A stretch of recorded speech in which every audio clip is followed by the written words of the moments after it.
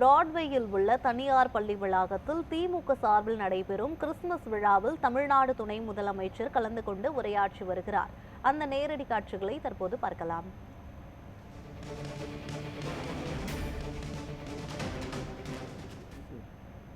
என்றாலும் ஆனால் அவரை போல ஒரு கிறிஸ்துமஸ் நிகழ்ச்சியோ ரம்ஜான் நிகழ்ச்சியோ அவரை விட சிறப்பாக யாராலும் நடத்த முடியாது. கிறிஸ்துமஸ் அப்படின்னாலே அன்பை கொண்டாடுகின்ற ஒரு பண்டிகை நிகழ்ச்சி. அதனால இன்னைக்கு கிட்டத்தட்ட 2500 பேருக்கு நலத்திட்ட உதவிகளை அண்ணன் சேகர்பாபு அவர்கள் ஏற்பாடு செய்து ஒரு சிறப்பான நிகழ்ச்சியை உங்கள் அத்தனை பேர் முகத்திலையும் மகிழ்ச்சியோடு அதை கொடுக்க வச்சிருக்கிறார். உங்கள் அனைவருக்கும் மாண்புமிகு தமிழ்நாடு முதலமைச்சர் சார்பாக உங்கள் அனைவருக்கும் என்னுடைய கிறிஸ்துமஸ் வாழ்த்துக்களை முதல்ல நான் தெரிவித்துக் கொள்கின்றேன். ஒட்டுமொத்த உலகத்தையே மகிழ்ச்சியில் ஆழ்த்தக்கூடிய நிகழ்ச்சி அப்படின்னா ஒரு விழா அப்படின்னா அது கிறிஸ்துமஸ் விழா மட்டும்தான். கிறிஸ்துமஸ் என்றால் எனக்கு தனிப்பட்ட முறையில் தனி மகிழ்ச்சி வந்துடும். ஏற்கனவே நான் சொன்னதுதான், நான் படித்தது எக்மோரில் இருக்கக்கூடிய இதே டான் பாஸ்கோ பள்ளியில் தான். அதன் பிறகு காலேஜ் படித்ததும் அண்ணன் சேகர்பாபு அவர்கள் இந்து சமய அறநிலையத்துறைக்கு அமைச்சர்.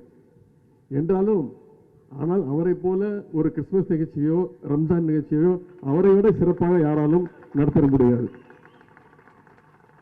கிறிஸ்துமஸ் அப்படின்னாலே அன்பை கொண்டாடுகின்ற ஒரு பண்டிகை நிகழ்ச்சி.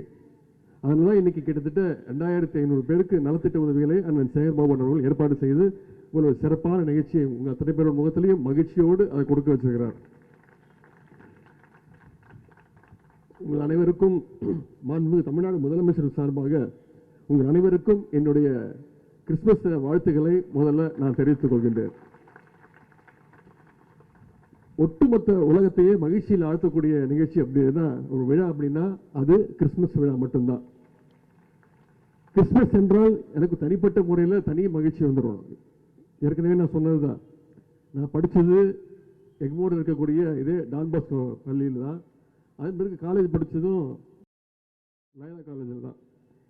எவ்வளோ நிகழ்ச்சியில் கலந்துக்கிட்டாலும் இந்த கிறிஸ்துமஸ் நிகழ்ச்சியில் கலந்துக்கிட்டாலும் அண்ணன் சேகர்பாபு நடத்துகிற நிகழ்ச்சியை கலந்துக்கிறது எனக்கு இன்னும் கூடுதல் பெருமை, மறக்க முடியாத நிகழ்வாக இருக்கும்.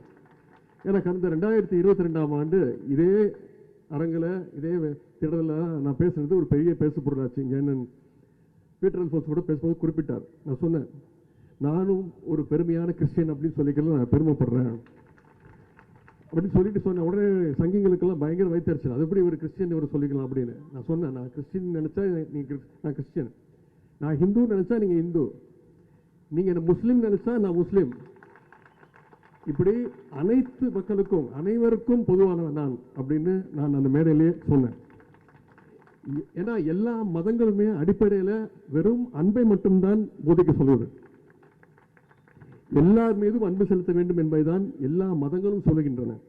ஆனால் மதத்தை வைத்து அரசியல் ஆதாயம் தேட வேண்டும் என்று விரும்புவர்கள் தான் மக்கள் மத்தியில் பொய்யை சொல்லி வெறுப்பை பரப்புவாங்க.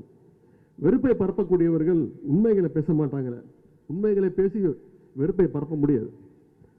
மதத்தை வைத்து அரசியல் ஆதாயம் தேடுபவர்கள் மட்டும்தான் வெறுப்பினை பரப்புவார்கள் என்று நாம் இதுவரைக்கும் நினைச்சிட்டு இருந்தோம். ஆனால் இப்போ பார்த்தா சமீபத்தில் ஒரு நீதிபதி கூட மத வெறுப்பு கருத்துக்களை பொது வழியில் பேசியதையெல்லாம் நாம் பார்த்து கொண்டிருக்கின்றோம். அலகாபாத் உயர்நீதிமன்ற நீதிபதி ஒருவர் சமீபத்தில் ஒரு நிகழ்ச்சியில் பேசும்பொழுது இஸ்லாமியர்களுக்கு எதிரான வெறுப்பு கருத்துக்களை அவர் அங்கே பேசுகிறார். அந்த நீதிபதியை பதவியிலிருந்து நீக்கணும் அப்படின்னு ஒரு தீர்மானத்தை நாடாளுமன்றத்தில் மாநிலங்களவையில் நம்ம எம்பிக்கள்லாம் கொண்டு வர்றாங்க. அதற்கு நம்ம காங்கிரஸ் எம்பிக்கள் திமுக எம்பிக்கள் அத்தனை பேரும் அந்த ஆதரித்து அந்த தீர்மானத்தை கொண்டு வரணும்னு சொல்றாங்க. அதில் கூட பார்த்தீங்கன்னா அதிமுகன்ற கட்சி அந்த தீர்மானத்தை ஆதரிக்கிற லயலா காலேஜ்